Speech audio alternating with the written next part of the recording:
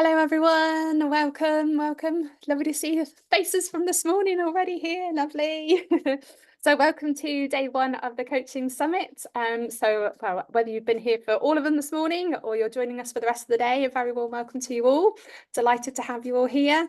All of our sessions will allow you to enable captions if you wish. So we are going to crack on with our fourth session of the day. So I'm delighted to introduce Helen ONeill with us.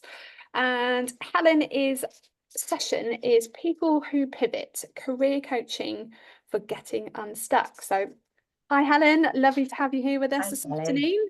I'm going to hand over to you now. Thank you so much. Thank you. So let's have a go at sharing some slides and putting up the chat. So hopefully you can see my slides on the screen. Amazing. So thank you so much for having me. Ooh, sorry, tinkering. Let me just move that out of the way.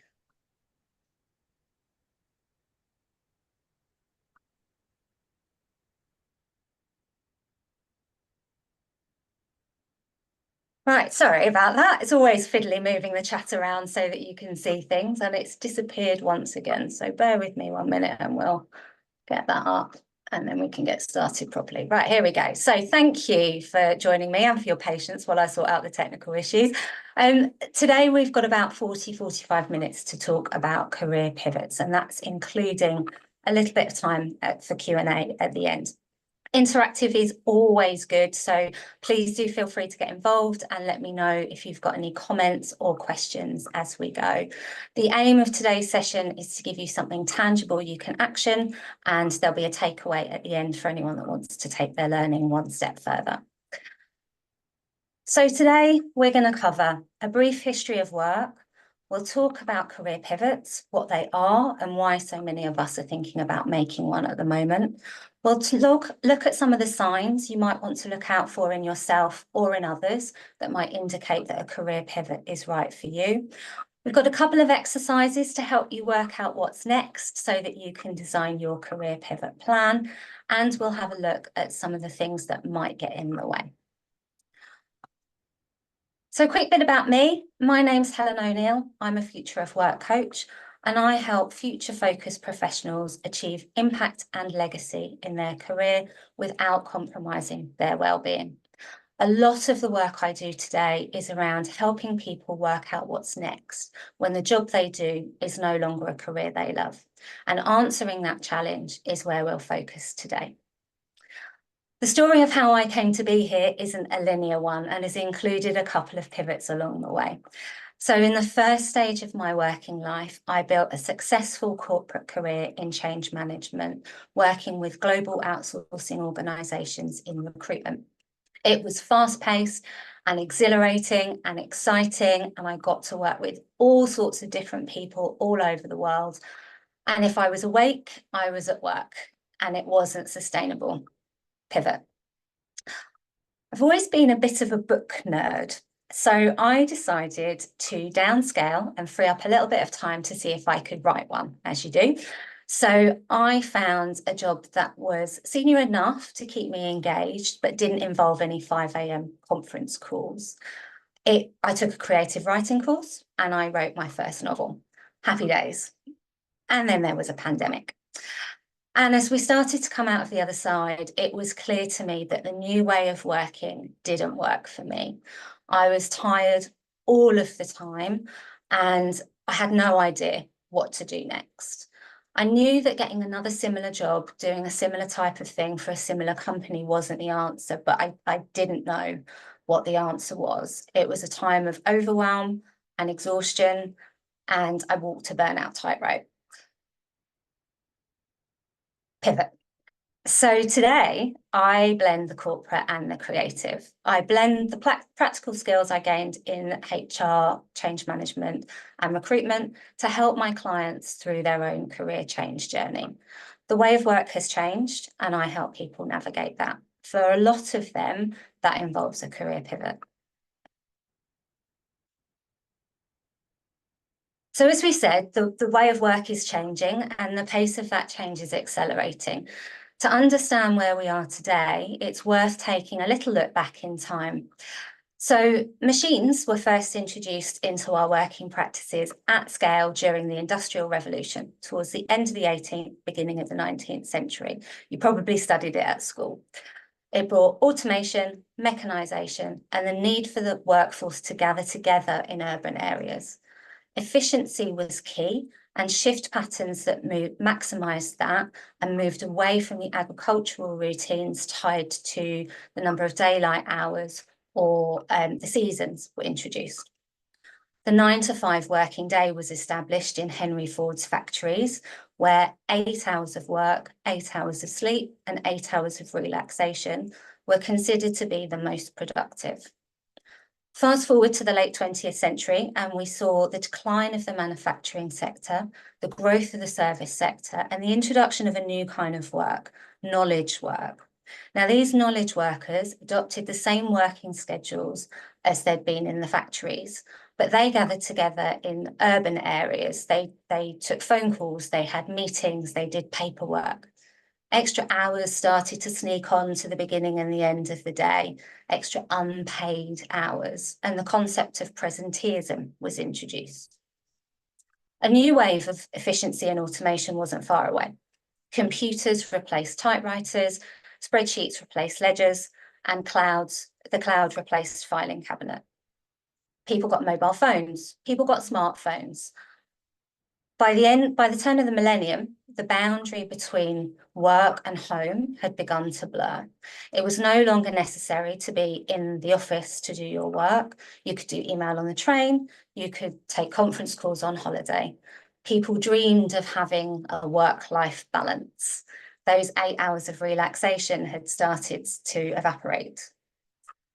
Some people worked from home some of the time, and then a whole industry of knowledge workers went home in the space of a few weeks. Did you work from home or live at work? A lot depended on your circumstances. People started to talk about a new normal, like everything was going to settle down and be okay again. And while organisations were still battling with hybrid working approaches, AI burst into the mainstream to disrupt things still further. And we're already seeing the impact on existing careers and new jobs being created.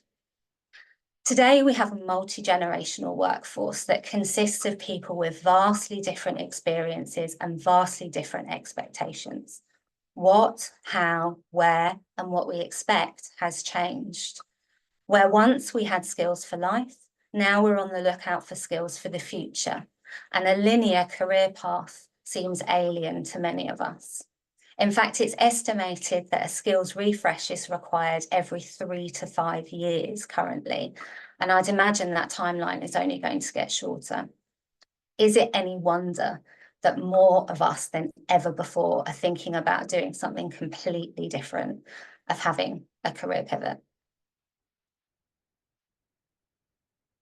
So just so we're all on the same page, here's my preferred definition of a career pivot. It's a deliberate and significant shift in profession. And that can mean different things to different people. For some, it's breaking through a barrier. For others, it's shifting industry or sector. It might be thinking about a portfolio career or moving from employed to freelance or the other way around.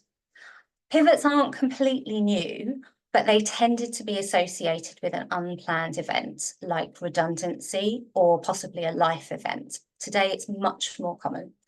The Office of National Statistics estimates that 1 in 10 people have made a career change in the past decade, and the average millennial will hold 15 jobs in their lifetime. In 2024, we're still in the long tail of the Great Resignation, which saw a grand reshuffle of talent as people started to reprioritise what they want out of their career. And that re-evaluation at scale is really evident in how many of us are looking to make a big change. Trouble is, we're not always quite sure what that change is.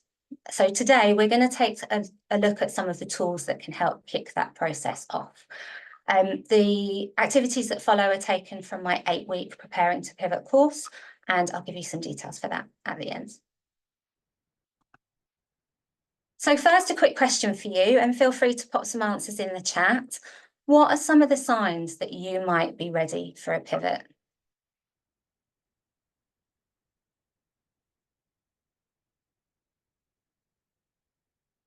So we've got burnout, we've got dreading going to work, unfulfilled, boredom, cynicism, feeling procrastination, lack of motivation, dislike of Mondays, disillusionment, desire, lack of purpose. A lot of people saying boredom.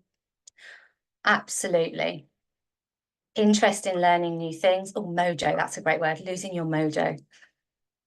Yeah, a traumatic or toxic environment, feeling like you're not using your skills, mental health. Absolutely. Quiet quitting, very much so. So here are some of the warning signs that you might recognize in yourself or in others. And a lot of the time, it's actually quite difficult to articulate. Wanting to change jobs kind of creeps up on you when you're not looking. It can start as a bad day and then a series of bad days that turns into a persistent niggle. It can be a subtle shift in behaviour that you notice, like when you suddenly find yourself working a lot more hours than you used to just to keep up, but you've got no motivation for that. A lot of you talked about boredom. So some of the things that you might notice, and a lot of these have been covered already. So you might feel or look tired. You might start to dread Monday. You might find yourself disagreeing with the direction of travel that the company you work for is making. You might find there's a misalignment of your values with theirs. You might feel undervalued, under-recognised. You might have less energy than you used to, or maybe even start to get sick more often than you used to. You might find yourself opting out of social activities or looking for them outside of the frame that you usually do. You might start a side hustle. You might start a new training course. You might rekindle a childhood interest or start joining communities outside of your industry. A lot of the time it is intuitive. It's that knowledge, that knowing that getting another job in a similar industry to the one that you're in currently, doing the same sort of thing in the same sort of way, doesn't feel like it's going to solve the issue. And as somebody said in the comments, there's often a disconnect between your values, your expectations, and your aspirations that somehow is unreconcilable. Unfortunately, that means it's often not something you can have a quick chat with your manager about, which is why career coaching is such a valuable service. But how do we actually work out what's next? Well, the good news is you've probably done this before. This is just a slightly larger scale. And I always recommend starting with a career audit, which, although the title is not particularly glamorous, brings to mind all of the wisdom you've accumulated around what you most enjoy in your roles and what you've learned along the way about what you don't enjoy. It'll show you what tools you have available and make sure that those all-important values are aligned with your future career opportunity. So there are 4 components to a career audit. There's values, beliefs, strengths, and a review of your story. And it's that last element that we're just going to do a quick condensed version of today. So I told you some of my personal story at the beginning of the session and how it shaped my choice into navigating my career. Thinking about your current role and possibly the 2 or 3 before that, I'm going to ask you to ask yourself some questions. Now, normally when we do this, we're thinking about our CV, trying to showcase our talents to potential employers. But today, think about what they meant to you. So what tasks in your role did you enjoy the most? Be specific. So if, for example, you really like leading a team, what was it that lit you up about that? What activities have you volunteered for? Where have you used your discretionary effort? What were things that when you finished work for the day, you thought, yeah, today was a great day? When it comes to careers, Marcus Buckingham of Strengths fame calls these things red threads. And weaving these things through our career means we're more likely to be engaged. Apparently, you only need 20% of your job to be a red thread in order to thrive. So as you're looking at your career, what red threads jump out to you? Feel free to pop some in the chat if you feel comfortable to do so. It doesn't matter whether you carried those things forward or not, or whether they were really tactical or the most strategic thing in the world, just the things that gave you joy. So for example, while you're thinking, one of my early jobs was as an administrator in a high street recruitment company.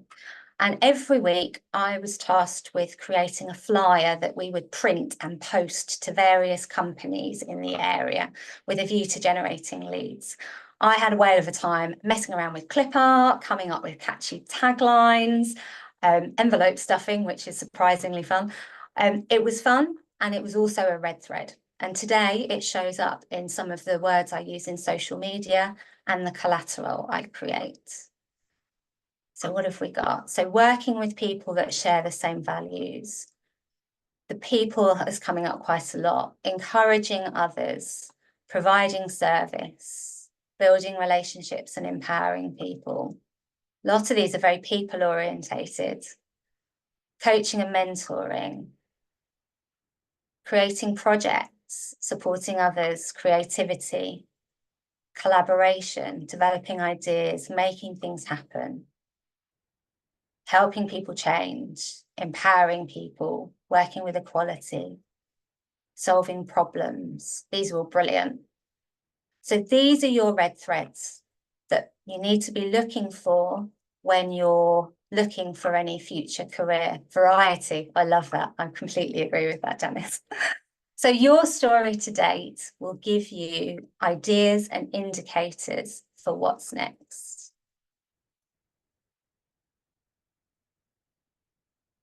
So still looking at your story, the next step is to ask yourself some honest questions. And again, feel free to share in the chat if you feel comfortable to do so. Thinking about what you want to preserve, first of all. So these are the things that are most closely aligned to your values. So for example, it might be something like preserving your work-home balance or your individual contributor status. These are the things that are most important to you. Next, we move on to the things we might want to purge. These are the things that if you never had to do them again, it would be too soon.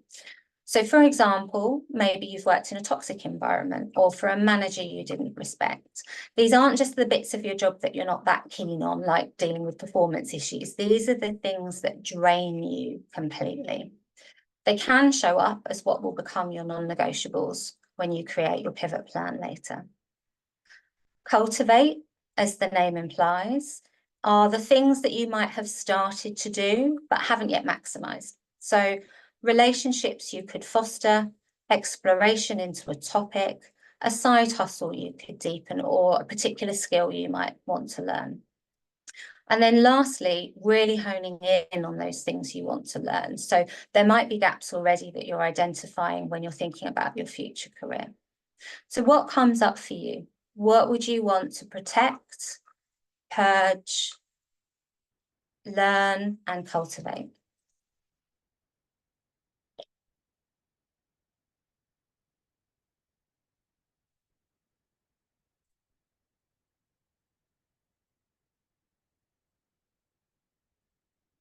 So on the theme of non-negotiables, let's talk about hygiene factors.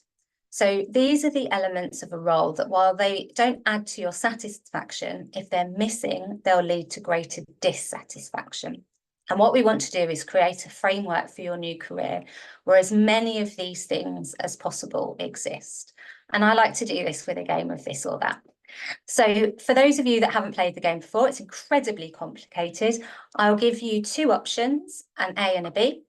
And for each, let me know in the chat which one is your preference. So first of all, we have full-time or part-time. So A, full-time, or B, part-time.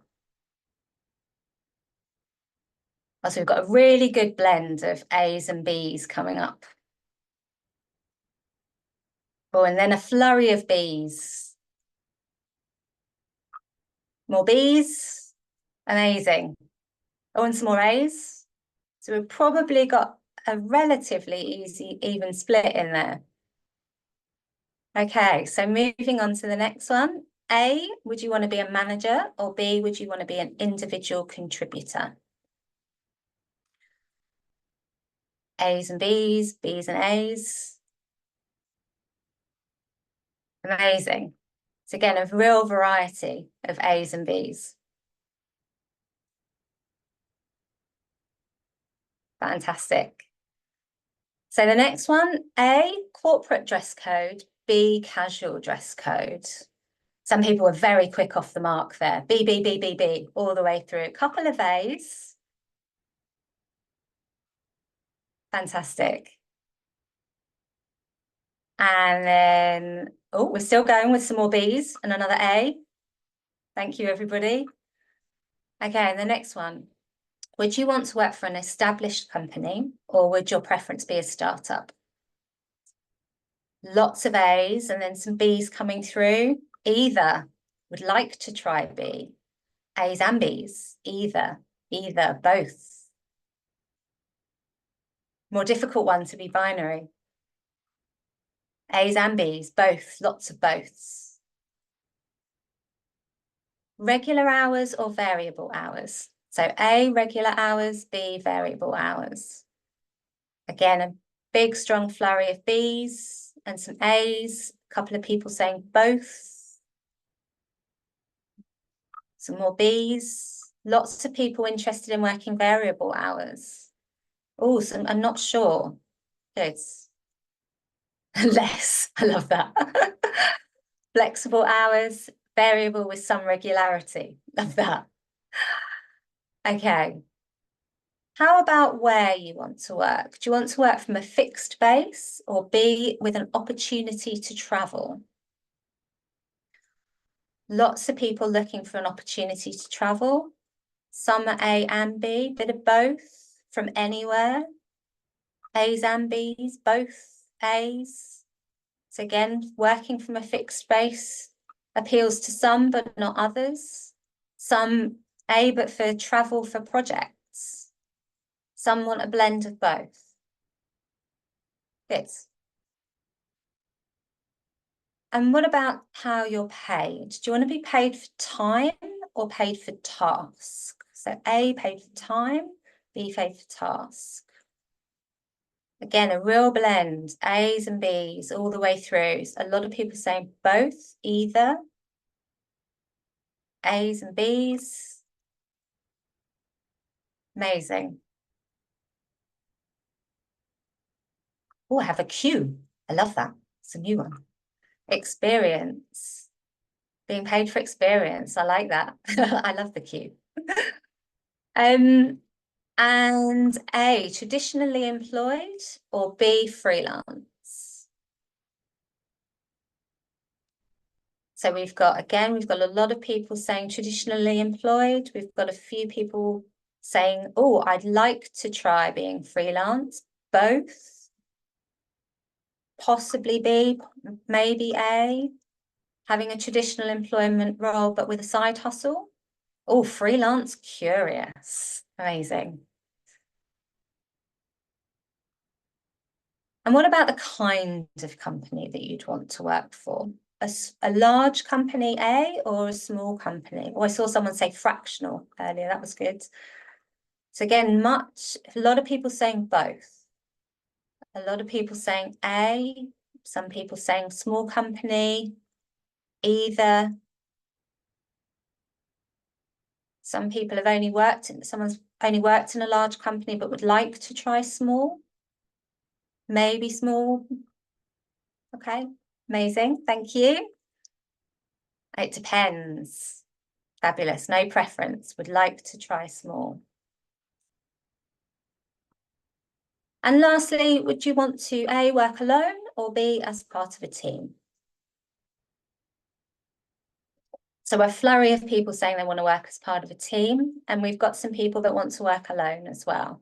Maybe combining the two, a bit of both.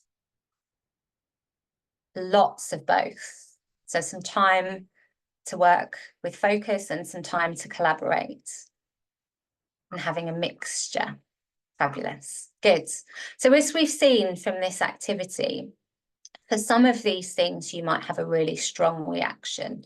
For others, you might not be bothered at all. For some of you came up with a third option when we came up with them, and some of them you're kind of like, it depends, that's fine.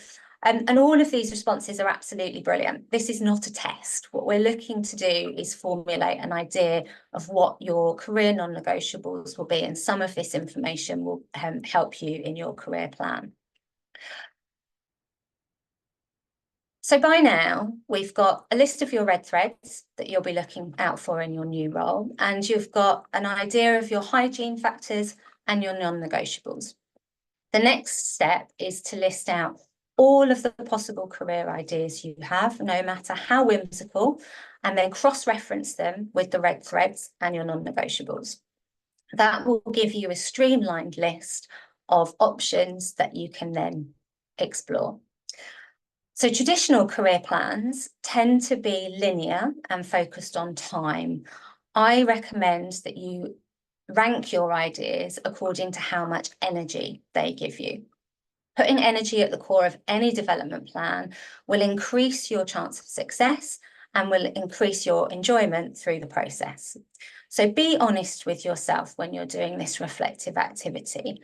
What skills, knowledge and behaviour do you have already, and what might you need to add in order to make your pivot? So think about any retraining you might need to do. Think about what networks you might need to cultivate, and then start to scope that out into the short, medium and long term that will form your career change plan.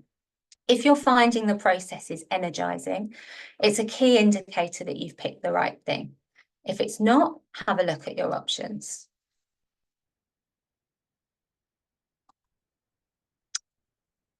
So at this point, it's not uncommon to find that you have a new niggle. The appearance of one, or in some cases more than one, blocker, saboteur or limiting belief. I call these the what ifs.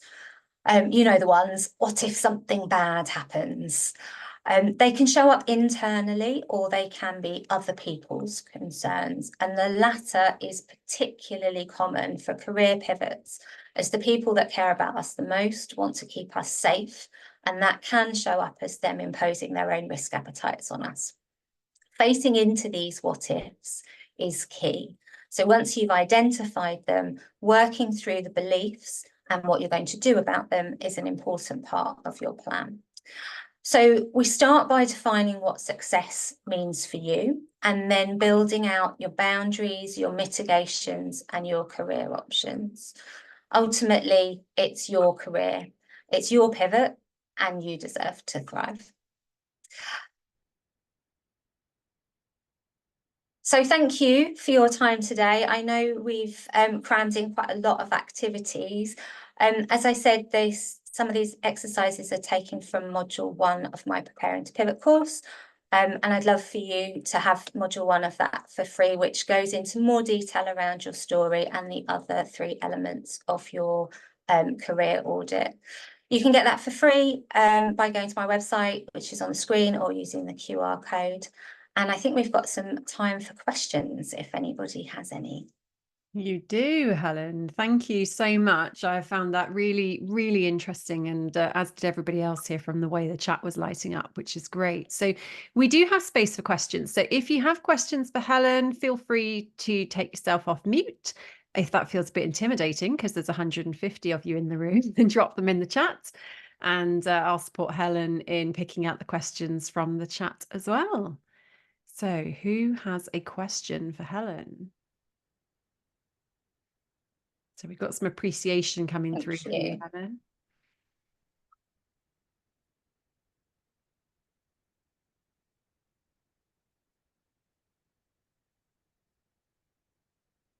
I'll just give you a couple of moments to craft your questions.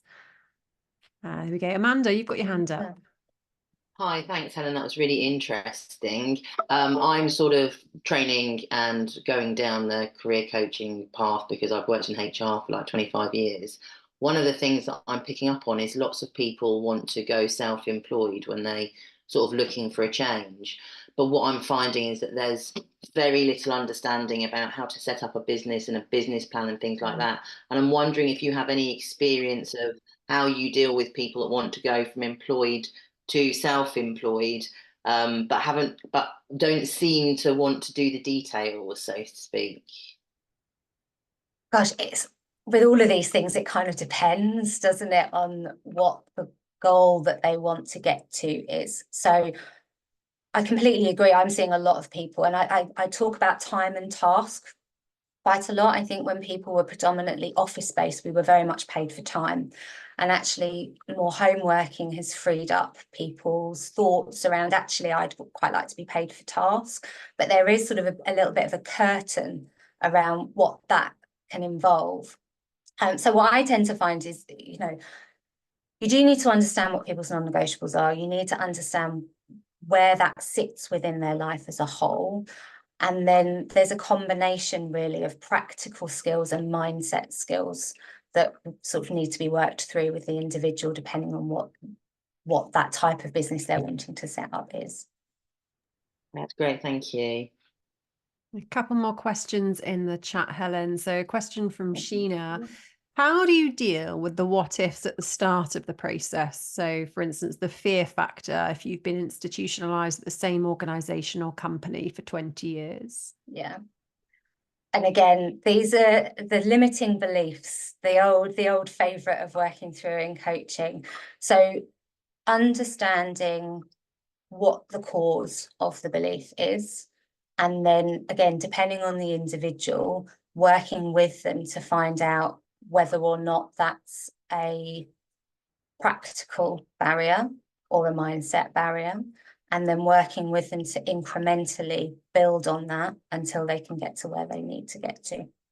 And again, it's really difficult to say because it varies so much from person to person, but generally speaking, identification, working through, building the muscle, so to speak, and then really, I'm a massive fan of breaking down tasks into the smallest thing you can so that you can build momentum as you go.